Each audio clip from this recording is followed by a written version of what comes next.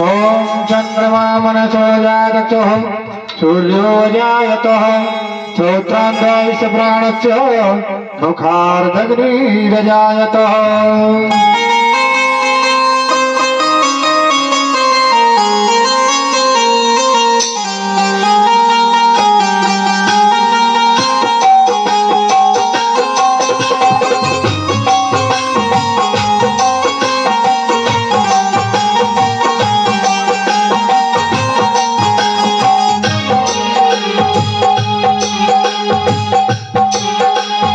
शिव पुराण शिव जी की आरती कीजिए, शिव चरणों में ध्यान अपना दीजिए। शिव पुराण शिव जी की आरती कीजिए, शिव चरणों में ध्यान अपना दीजिए। श्री शिव पुराण शिव जी की आरती कीजिए, शिव चरणों में ध्यान अपना शिव पुराण शिव जी की आरती कीजिए, शिव चरणों में ध्यान अपना दीजिए। ये महाग्रंथ है शिव पुराण सद्मार्ग बताने वाला, मुक्ति को दिलाने वाला, मुक्ति को दिलाने वाला, मुक्ति को दिलाने वाला। ये महाग्रंथ है शिव पुराण सद्मार्ग बताने वाला, मुक्ति को दिलाने वाला, मुक्ति को दिलाने वाला, मुक्ति को दिलाने वाला। सुनते सुजान करके है पान, सुनते सुजान करते हैं पान, सुनते सुजान करते हैं पान, सुनते सुजान करते हैं पान। शिव अमृत रस को पीजिए, शिव चरणों में ध्यान अपना दीजिए। शिव पुराण शिव जी की आरती कीजिए, शिव चरणों में ध्यान अपना दीजिए। श्री शिव पुराण शिव जी की आरती कीजिए, शिव चरणों में ध्यान अपना दीजिए। शिव पुराण शिव जी की आरती कीजिए, शिव चरणों में ध्यान अपना दीजिए। हर शंभो।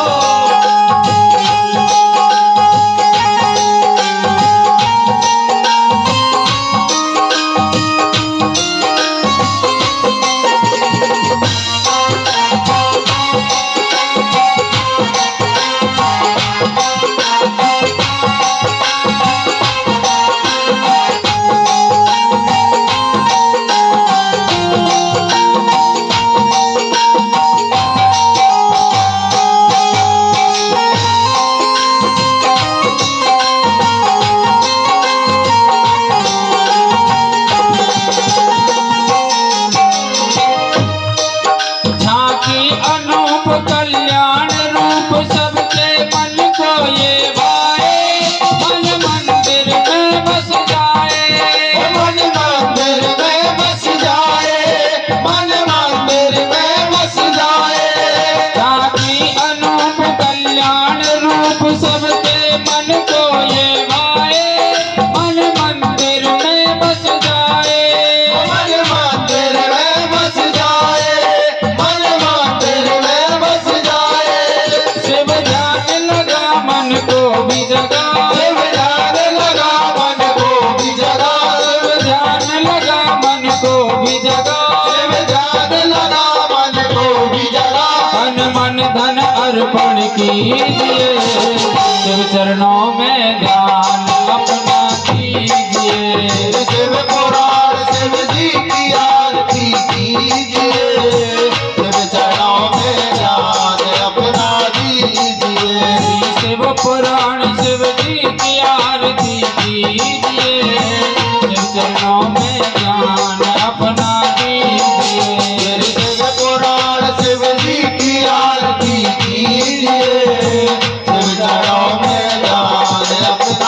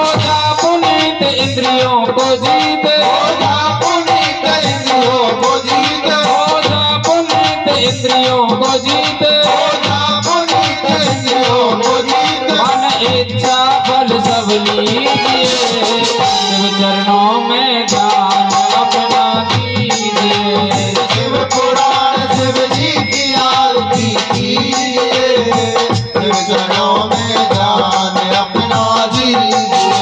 श्री शिव पुराण शिव जी की आरती कीजिए, शिव चरणों में ध्यान अपना दीजिए। शिव पुराण शिव जी की आरती कीजिए, शिव चरणों में ध्यान अपना दीजिए।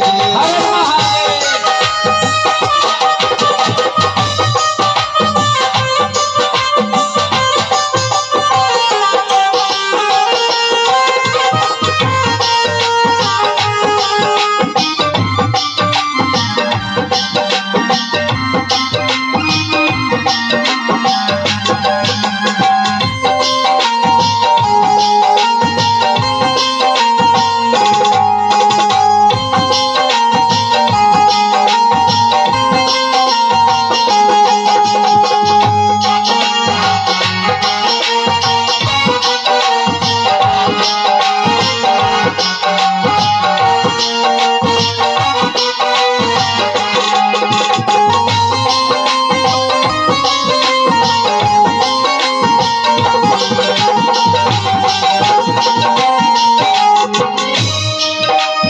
विश्वनाथ करते सनाथ सब दुख मिटाने वाला, अवतार लगाने वाला, बब पार लगाने वाला, बब पार लगाने वाला।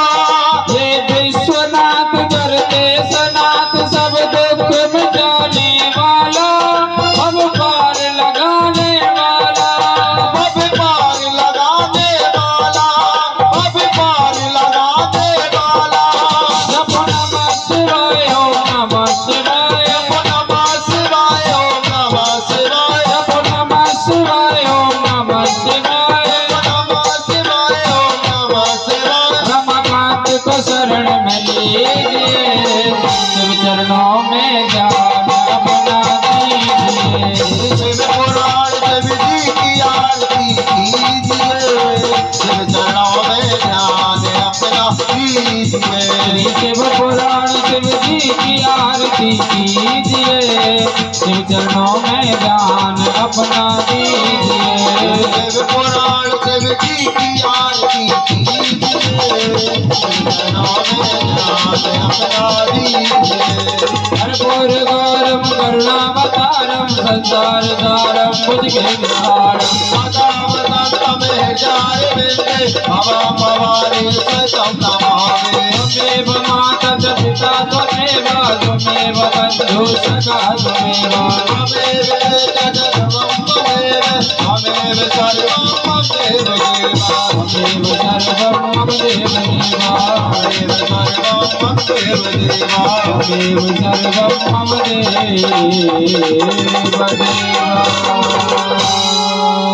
ओम जलेन शीतलीकरणं मापात्रमध्ये चितं तोयं देवः शान्ति अन्तर्गं शान्ति पृथ्वी शान्तिरापः शान्तिरोपधः शान्तिर्मद्या शान्तिर्क्षे देवाः शान्तिर्म शान्ति सर्वगं शान्ति शान्तिरेव शान्ति सामा शान्तिरेधि यतो यथा समे हसे ततो न वयं गुरुसन्न गुरुप्रजाभ्यः वयं नमः वचुभ्यः श्री श्री अनंत विभूषित श्री सदगुरु चरण कमल, जगत की अधिष्ठात्री देवी माँ जगदम्बा, सूक्ष्म जगत में विराजमान देवगण, दृश्य अदृश्य रूप में विराजमान संत समाज, माताएं बहनें तथा लाडली बेटियां, युवान भाई, मेरे पूज्य बुजुर्ग और भी ज्ञात अज्ञात समस्त श्रोता समाज, छवि भक्ति यूट्यूब चैनल के माध्यम से जुड़े हुए सभी श्रोतागण, सभी को भगवत भाव से व्यासपीठ की ओर से जय श्री राधे, राम राम, श्री शिवाय नमस्तुभ्यं। आपकी कॉलोनी में गणेश उद्यान में चल रही भगवान शंकर की प्रत्यक्ष मूर्ति श्री शिव महापुराण दिव्य कथा का आज द्वितीय दिवस यानी दूसरा दिन है। तो उसी जगह चलते हैं जहां पर शौनकादि ऋषि बैठे हुए हैं और सूत जी उनके मध्य में है।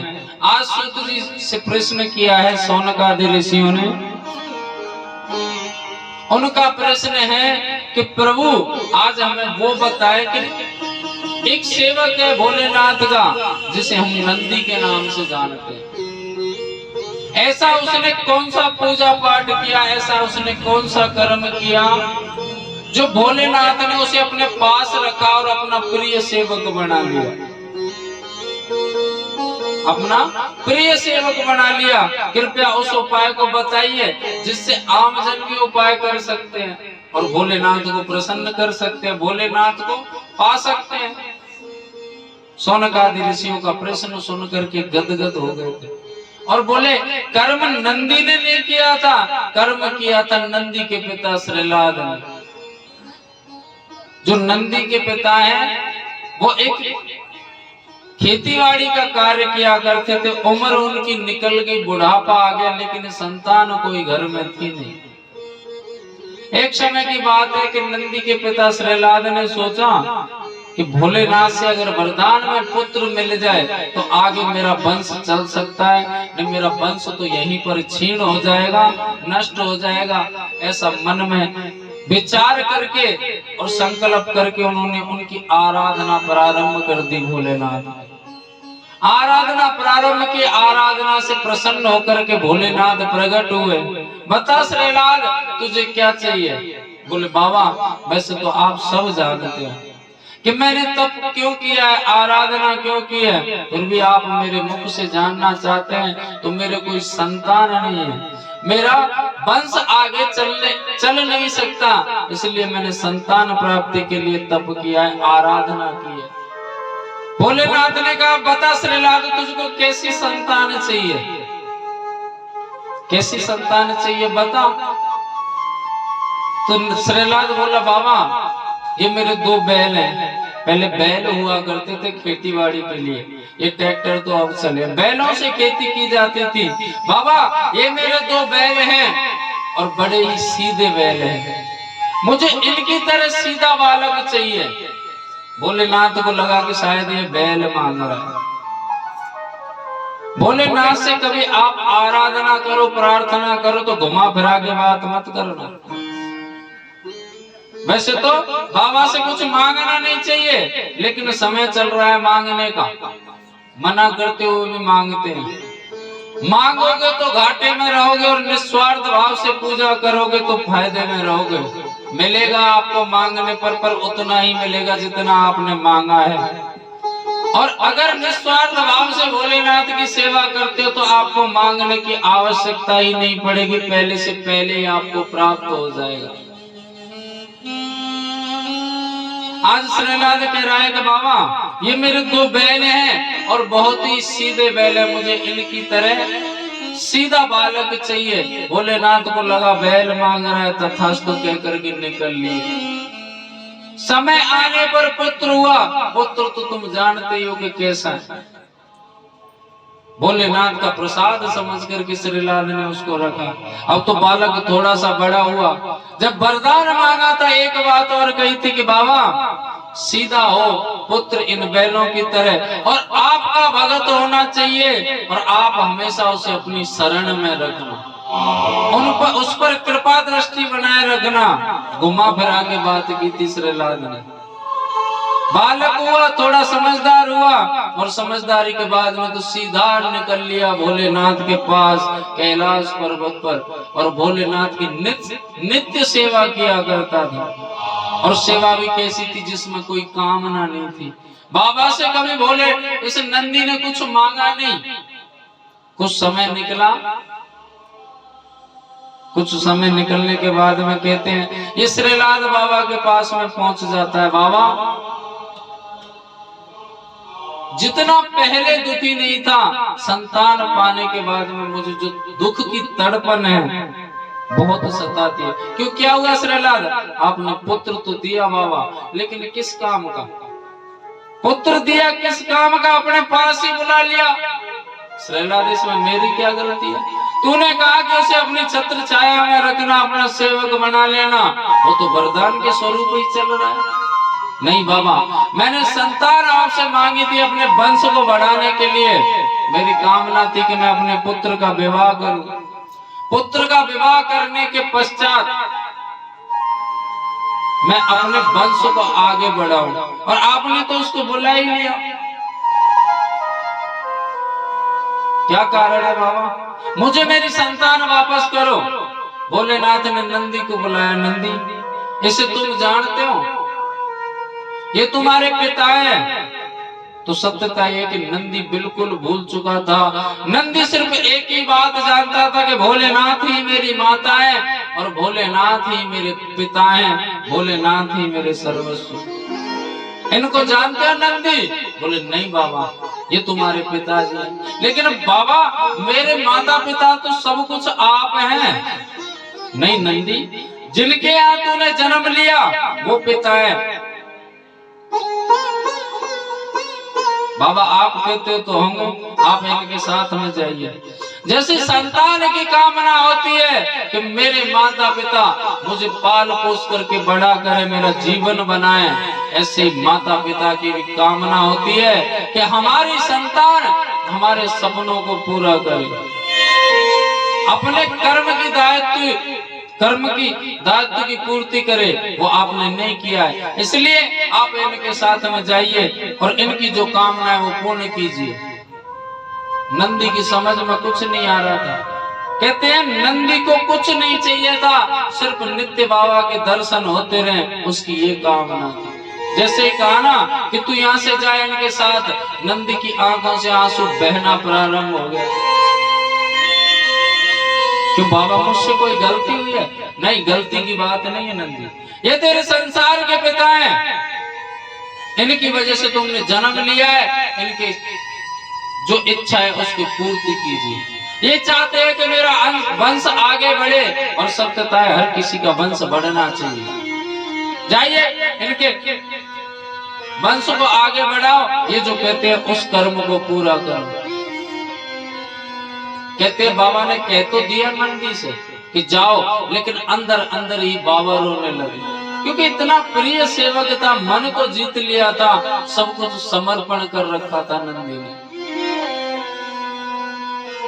सत्यता यह कि जैसे भक्त भगवान के बिना नहीं रहता, ऐसे भगवान भी भक्त के बिना नहीं रहता। श्रीलाद के साथ में भेज दिया नंदी को। नंदी चले तो गए पिता के यहाँ, लेकिन पिता की कुटिया में अंदर प्रवेश नहीं किया। देहली पर ही बैठ के कैलाश पर्वत की ओर मुख करके आंखों से झरझर आंसू बह रहे हैं, और बाबा बाबा मुख से निकल रहे हैं।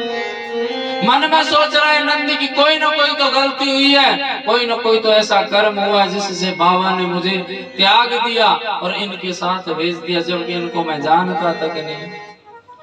श्रीलाद जल लेकर के आया कुटिया में से। बेटा नंदी जलपान कर ले, बेटा नंदी जलपान कर ले। अब जलपान की किसको पड़ी है? ध्यान तो बाबा के पास में था। कोई जवाब नहीं दिया। भोजन बना करके लाया, ले नंदी भोजन कर ले, भूखा होगा। कोई जवाब नहीं दिया। एक दिन हुआ, 2 दिन हुए, 3 दिन हुए, 5 दिन निकाल दिए। अब श्रीलाद को लगा कहीं ऐसा ना हो, ये तो बाबा की याद में जल अन्न सब त्याग करके बैठा है, ऐसा ना हो कहीं मैं अपने स्वार्थ के कारण अपने पुत्र के प्राणों से हाथ धो बैठूं। दौड़ा दौड़ा गया, बाबा के चरण पकड़ लिए। बाबा मुझसे गलती हो गई। तो क्या हुआ श्रीलाद? अपने पुत्र को बुला लो, अपने सेवक को बुला लो, मुझे कोई वंश नहीं चलाना अपना। क्यों, क्या हुआ? पता नहीं बाबा, वो गया जरूर है आपके पास से, लेकिन उसका ध्यान, मन, हृदय सब कुछ आपके पास है। ना तो कुछ पी रहा, ना कुछ पा रहा, ना तो भोजन ही कर रहा, ना ही जलपान कर रहा। मुख पर तुम्हारा ही नाम है। बाबा उसको बुला लो, मुझे कोई वंश नहीं चलाना। भोलेनाथ को बड़ी खुशी हुई ये सुनकर के नंदी को बुला लो। बोला, बाबा ने कहा जाओ उसको भेज देना। चलो नंदी, तेरे बाबा ने तुझे बुलाया है, मुझे कोई वंश नहीं चलाना भैया, जहाँ तेरी खुशी है तू वहां रहे। और सत्यता है माता पिता की खुशी उसकी संतान की खुशी में पाई जाती है। नंदी ने कोई जवाब नहीं दिया। फिर गया श्रीलाद, बाबा वो तो कुछ सुन ही नहीं रहा। अपने गण प्रेतों को बुलाया बाबा ने, बोले जाओ नंदी को लेकर के आओ। गण प्रेत गए, नंदी भैया आपको बाबा ने बुलाया, जल्दी चलिए आपको बाबा ने बुलाया है। नंदी बोले क्यों बुलाया बाबा ने? कहते हैं हम प्रेम भोलेनाथ से कर सकते हैं, अपने भगवान से कर सकते हैं, तो क्रोध भी भगवान से कर सकते हैं। शिव महापुराण की कथा कहती है कि भोलेनाथ से आप प्रेम करते हैं तो क्रोध भी कर सकते हैं, लेकिन नंदी का जो क्रोध है वो केवल दिखावटीपन का। गणों से कहा क्यों बुलाया है? बोले पता नहीं। बोले बाबा को भेज देना, अगर बाबा यहाँ आएंगे मुझे लेने के लिए तो ही मैं जाऊंगा, अन्यथा नहीं जाऊंगा। गण पहुंचे, बाबा से कहा बाबा नंदी नहीं आ रहा, उसने तो ऐसे ऐसे कह दिया, साक्षात संहार करता मेरे भोलेनाथ को जाना पड़ा। और आवाज लगाई नंदी, ओ बेटा नंदी। हृदय भराया नंदी का आनंद से, आंखों से आंसू, लेकिन बाबा ने कहा चल नंदी मैं तुझे लेने के लिए आया हूँ। अब बनावटी गुस्सा कर रहे हैं नंदी, कितने दिन के लिए? बाबा से कह रहे हैं नंदी कितने दिन के लिए? ऐसा क्यों कहता है नंदी? और क्या, अभी आप मुझे लेकर के जाओगे, कल को मेरा कोई चाचा ताऊ फूफा मौसा पहुंच जाएगा ये सांसारिक रिश्तेदारों में से, उसके साथ फिर भेज दोगे। बाबा हृदय दुखता है, अब क्षमता नहीं है। नहीं नंदी, अब मैं तुझे कभी भी किसी के साथ नहीं भेजूंगा। और सुने, मैं तुझे आज एक वरदान देता हूँ कि अपना हृदय तेरे दाहिने कान में स्थापित कर रहा हूँ। अगर कोई भक्त तेरे दाहिने कान में अपनी मनोकामना बोलेगा तो वो शीघ्र अति शीघ्र पूर्ण होगी। नंदी के अपने दाहिने कान में अपना हृदय स्थापित कर दिया भोलेनाथ। दाहिना कान समझते हो कौन सा होता है? कौन सा होता है? कछु तो बोलो, आपको मेरी भाषा तो समझ में आ रही है ना? किस किस को नहीं आ रही? कथा समझ में आ रही है? हाँ तो बताओ दाहिना कान कौन सा होता है? अच्छा ये सीधे हाथ की तरफ का। हाँ, इसमें भोलेनाथ ने अपना हृदय स्थापित कर दिया और बोले चल नंदी अब तो मेरे साथ चल। नंदी बोले क्यों चलो? अब मैंने तेरे दाहिने कान में अपना हृदय स्थापित कर दिया, अब भी नहीं? बोले ये बताओ कि मेरे लिए क्या किया है? आपने अपना हृदय स्थापित किया मेरे कान में, और वो भी अपने भक्तों की बात सुनने के लिए। बाबा आपने तो मेरे लिए परेशानी और बढ़ा दी। क्यों? क्या परेशानी बढ़ा दी? वैसे तो मुझे आराम होता नहीं, नींद आती नहीं है, लेकिन यदा कदा अगर मैं सो भी जाऊं तो आपके तो भक्तों के लिए आपके दरवाजे 24 घंटे खुले रहते हैं। आपके दरवाजे अपने भक्तों के लिए 24 घंटे खुले रहते हैं। क्या पता मुझे नींद आई हल्की फुल्की और तुम्हारा भक्त आकर के मेरे कान में घुसुड़ पुसुड़ करे तो बताइए मेरी नींद खराब होगी कि नहीं होगी? ये सत्यता है कि जितने भी हमारे देव हैं, कितने देवता हैं हमारे? देवी देवता कितने हैं? 33 करोड़। यही पर हम अनर्थ कर देते। हमारे देवी देवता है वो 33 कोटि देवी देवता हैं। कोटि का मतलब होता है प्रकार, और ये होता है करोड़ भी होता है, लेकिन अंग्रेजों ने करोड़ कर दिया है कोटि को। लेकिन हमारी ये संस्कृत व्याकरण कोटि शब्द का एक ही अर्थ निकालती है, वो है प्रकार। हमारे 33 प्रकार के देवी देवता है, 33 करोड़ नहीं है, बाकी तो उनकी शाखाएं। किसी ने गिने हैं 33 करोड़ देवी देवता? क्योंकि है ही नहीं, 33 करोड़ गिनेंगे कहां से? अर्थ का अनर्थ कर रहे। जितने भी ये देवी देवता हैं इनके सबके दोपहर को 12 बजे पट बंद हो जाते हैं, रात्रि को बंद हो जाते हैं। लेकिन मेरे भोलेनाथ का एक ऐसा दिव्य दरबार है कि भक्त के पास फुर्सत मिले जब पहुंच जाए उसके लिए हमेशा दरवाजे खुले रहते हैं। भोलेनाथ के कभी पट बंद नहीं होते। आपके भक्तों के आपने जो हृदय स्थापित किया है अपने भक्तों के लिए किया है। बाबा मेरे लिए क्या किया है वो बताइए। नंदी तू चाहता क्या है, तू बता तुझे क्या चाहिए। बोले बाबा मुझे चाहिए नहीं, लेकिन वचन दे दो कि आज के बाद में कोई भी रिश्तेदार पहुंचता है, ये सांसारिक रिश्तेदार, तो आप मुझे कभी भी अपने आप से दूर नहीं करोगे। ठीक है नंदी को हृदय से लगा लिया बाबा ने। अब आप सोचिए कि कैसा भाग्यशाली भक्त था वो, जिसे भगवान ने अपने हृदय से लगा लिया। ठीक है नंदी, आज के बाद में मैं तुझे अपनी आंखों से ओझल तक नहीं होने दूंगा। अब तो खुश है ना, चल मेरे साथ। नंदी बोले हाँ बाबा अब चलो। जैसे ही बाबा चलने लगे बोले बाबा एक मिनट, एक मेरी प्रार्थना है आपसे कि आज के बाद में आप पैदल पैदल नहीं चलोगे, तो आज से मेरे ऊपर बैठ करके चलोगे। भोलेनाथ ने नंदी को अपनी सवारी बना लिया उसी दिन से। और सत्यता है कि भोलेनाथ और नंदी के जो इष्ट हैं, हमारे जो इष्ट हैं, नंदी के जो असवार है, उनकी महिमा ही निराली है। ये इसका व्याख्यान करती है हमारी शिव महापुराण। ओ बाबा नंदी के असवार असवार, तेरी महिमा अजब निराली है। शिव महापुराण एक कोई साधारण कथा नहीं है, औषधि है। औषधि, औषधि का मतलब दवाई। और ये शिव तत्व को प्राप्त कराती है। शिव के जो भगत होते हैं, शिव के जो भगत हैं, तो भगत इसके धनवान पाए जाते हैं, गरीब नहीं पाए जाते। भोलेनाथ तो खुद रहते हैं गरीबों की तरह, ये सत्यता है। क्योंकि उसे किसी धन की आवश्यकता नहीं है, किसी दिखावे की आवश्यकता नहीं है। उसने अपना स्थान भी शमशान चुन रखा है। कहते हैं उस शमशान में अंत समय पर पहुंचते हैं जीव, वो भी मृत शरीर के द्वारा, जीवित नहीं। जीवित तो केवल विदा कराने के लिए जाते हैं, और विदा जब कराते हैं कहते हैं एक शब्द आता है राम नाम सत्य। एक शब्द आता है राम नाम सत्य। लोगों ने ऐसी भ्रांति बना रखी कि इस शब्द को केवल जब शमशान लेकर के जाते हैं किसी शरीर को, जब ही उच्चारण किया जाता है।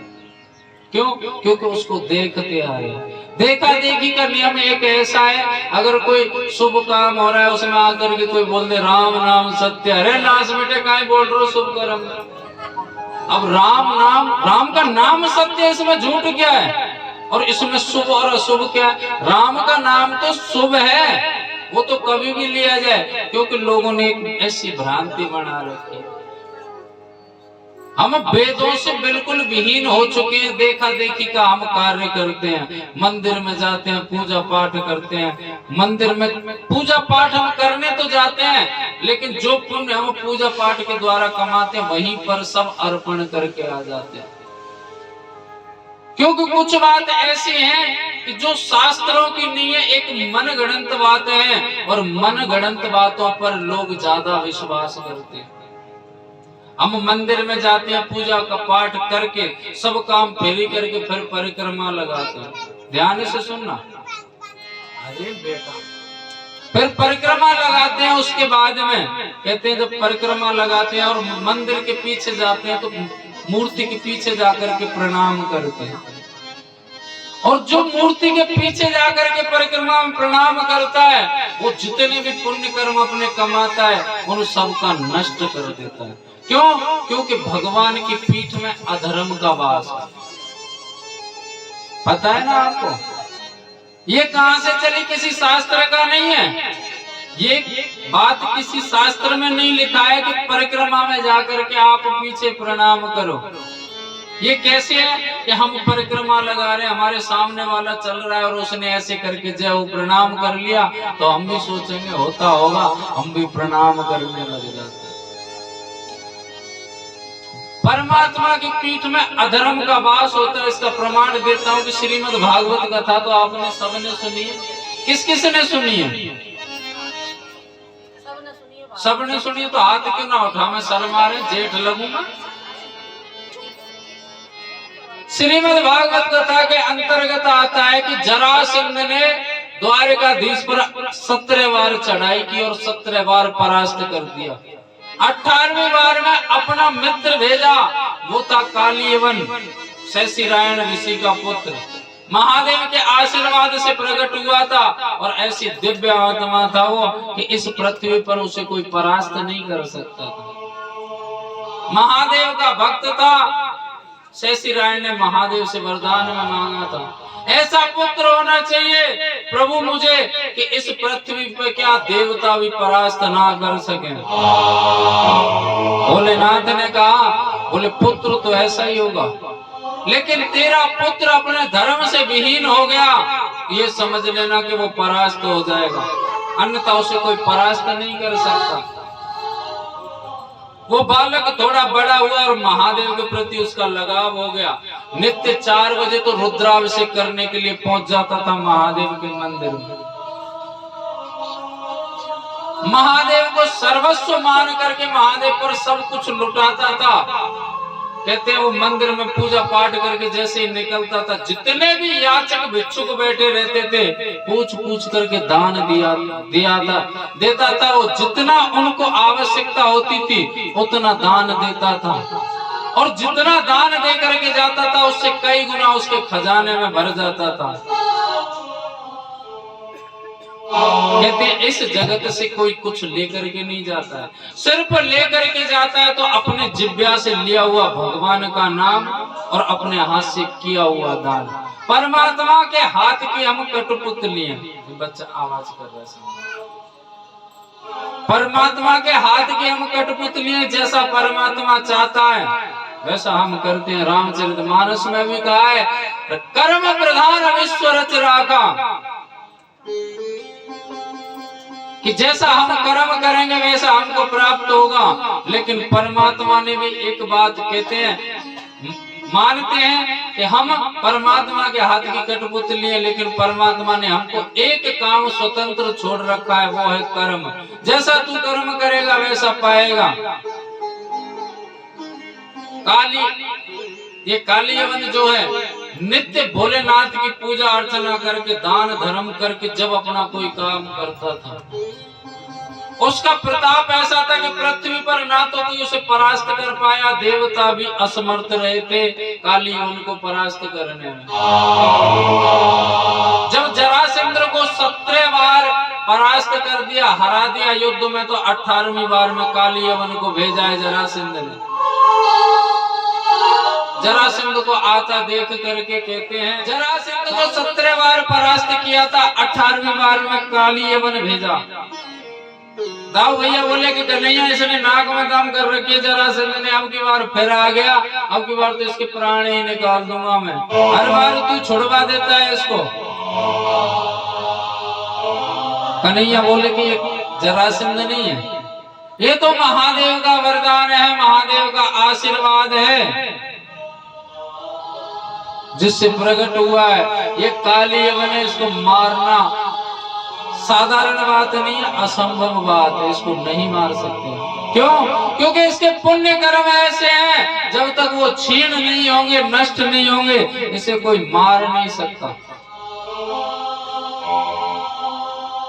तो क्या करें? बोले इसको केवल दिमाग से हराया जा सकता है, बल से नहीं हराया जा सकता। बोले कहना क्या चाहता है? बोले इसके साथ में मैं अकेला युद्ध करूंगा। कन्हैया तू पागल तो नहीं हो गया? तू अकेला जाएगा? कहते 23 अक्षौहिणी सेना साथ में लेकर के आया था। बोले नहीं भैया, इतना ये मर्यादा रहित नहीं है जो सेना से आक्रमण करवा दे, आप चिंता ना करें, मैं जाता हूँ। कन्हैया पहुंच गए काली यवन के सामने और जाकर के प्रणाम किया, मामा जी प्रणाम।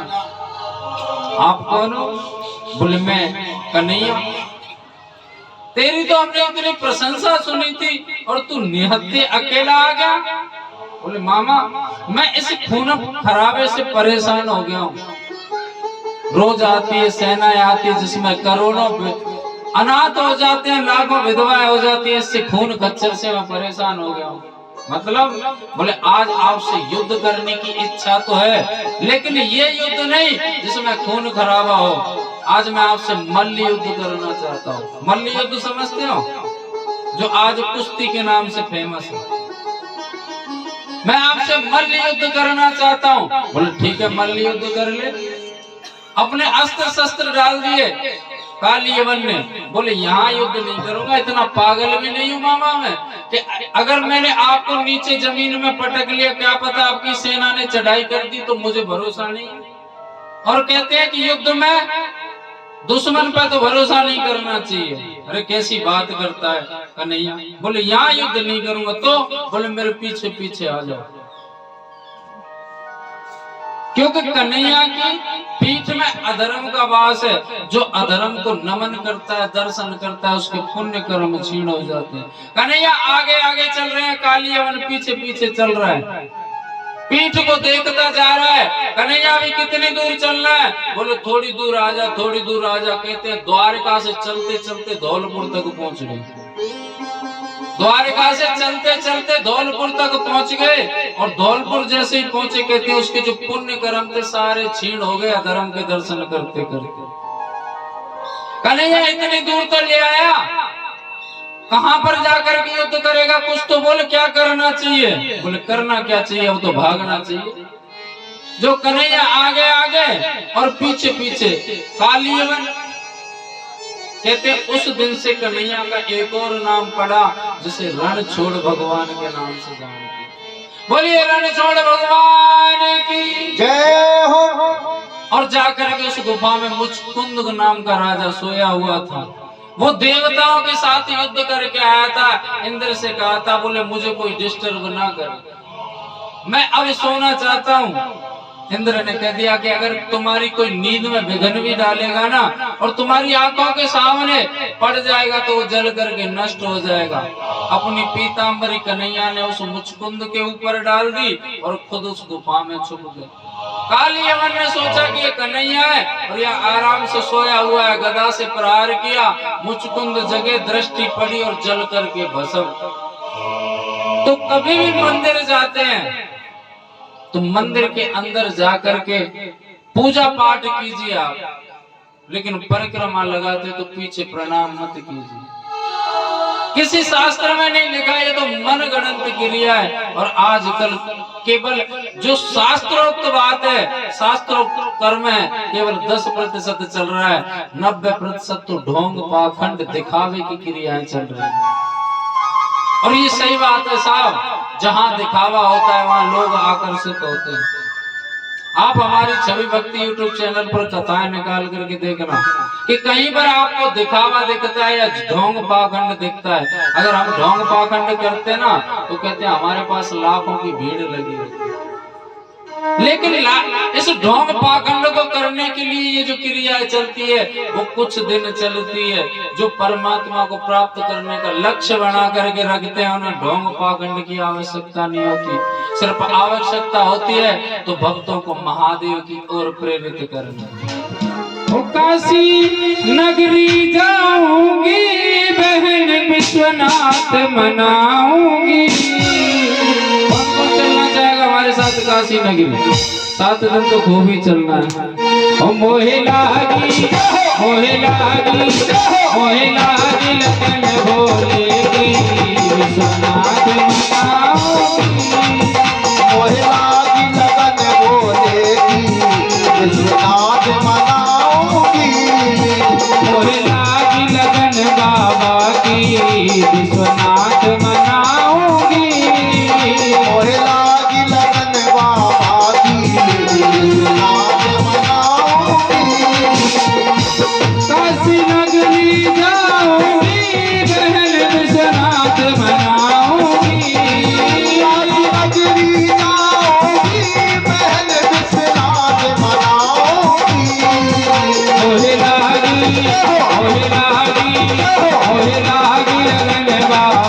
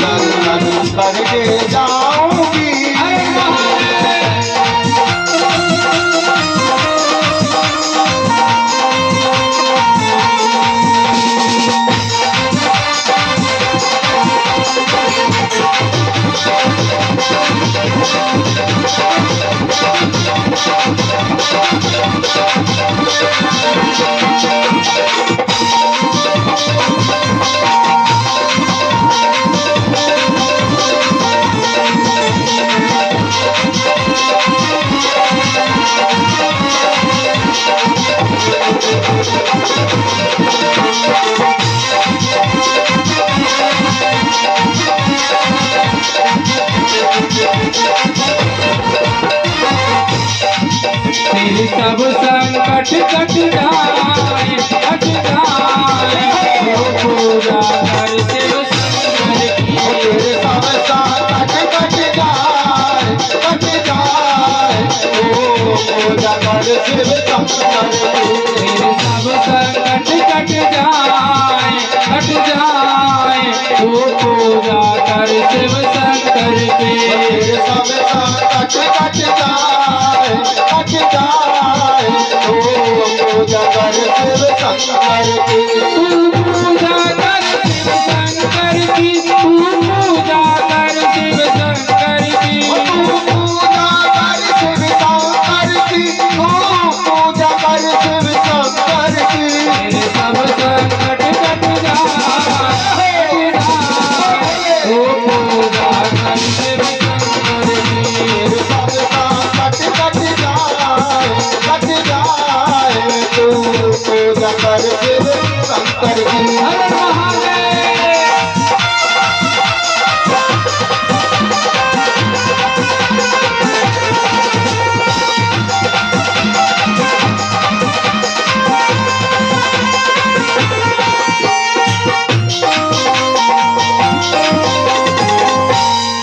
बोलिए शंकर भगवान की जय हो। श्री शिव महापुराण की जय हो। आज के आनंद की जय हो। नमः पार्वती पते हर हर हर महा।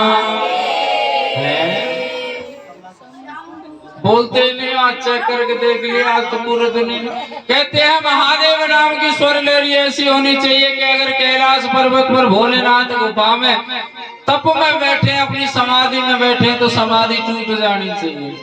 नमः पार्वती पते हर हर हर महा शंभो।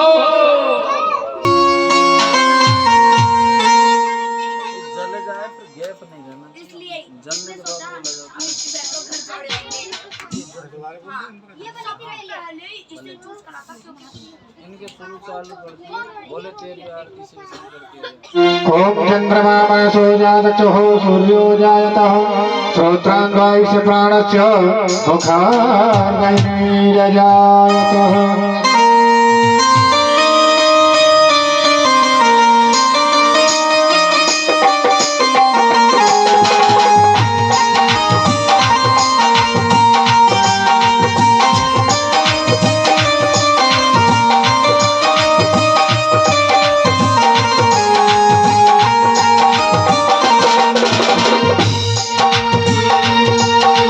बोले तेरी आरती शिव शंकर, तेरी आरती सारा संसार करेगा हाथ जोड़ के।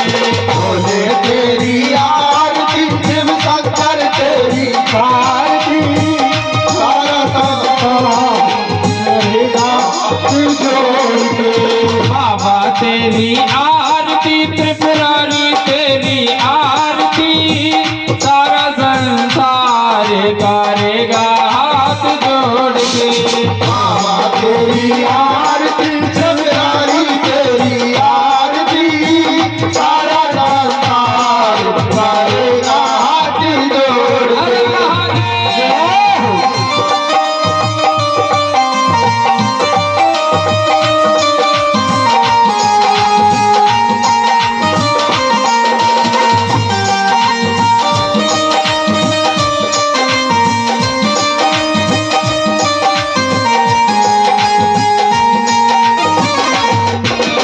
सिर पर गंगा चंद्र विराजे, पारे गंगा विराजे।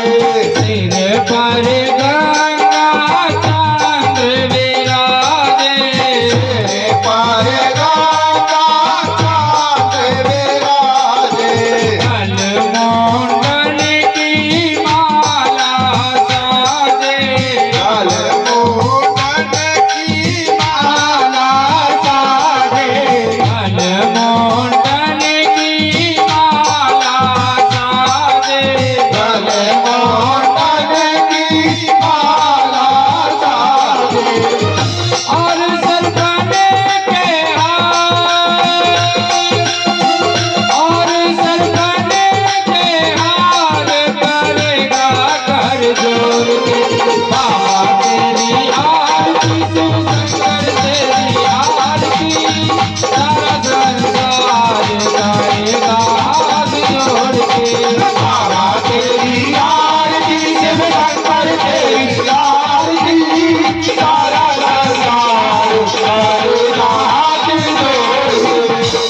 बोले तेरी आरती त्रिपुरारी तेरी आरती सारा संसार करेगा हाथ जोड़ के बोले तेरी आरती त्रिपुरारी तेरी आरती सारा संसार करेगा हाथ जोड़ के रामा के तेरो यश गावे रामा के रोयस गावे रामा के तेरो यश गावे रामा के रोयस गावे नारद सारद ध्यान लगावे नारद सारद ध्यान लगावे नारद सारद ध्यान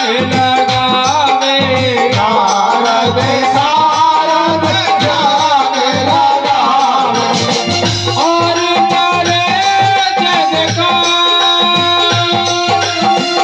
और करे जगकार करेगा कर जोड़ बाबा तेरी आरती त्रिपुरारी तेरी आरती सारा संसार करेगा हाथ जोड़ के बाबा तेरी आरती त्रिपुरारी तेरी आरती सारा संसार करेगा हाथ जोड़ के बोले तेरी आरती शिव शंकर तेरी आरती सारा संसार करेगा हाथ जोड़ के बोले तेरी आरती शिव शंकर तेरी आरती सारा संसार करेगा हाथ जोड़ के मैं हूँ दीना में दुखिया भाई मैं हो दीनान दुखिया वारी मैं हूँ दीना में दुखिया भाई मैं हो दीनान दुखिया वारी आया हूँ बाबा शरण तुम्हारी आया हो बाबा शरण तिहारी आया हूँ बाबा शरण तुम्हारी आया हो बाबा शरण तुम्हारी रखियो लाज रखियो लाज हमारे करेगा कर जोड़ बाबा तेरी आरती त्रिपुरारी तेरी आरती सारा संसार करेगा हाथ जोड़ के बाबा तेरी आरती त्रिपुरारी तेरी आरती सारा संसार करेगा हाथ जोड़ के बोले तेरी आरती शिव शंकर तेरी आरती सारा संसार करेगा हाथ जोड़ के बोले तेरी आरती शिव शंकर तेरी आरती सारा संसार करेगा हाथ जोड़ के प्रेम साहित्य जो आरती गावे प्रेम साहित्य जो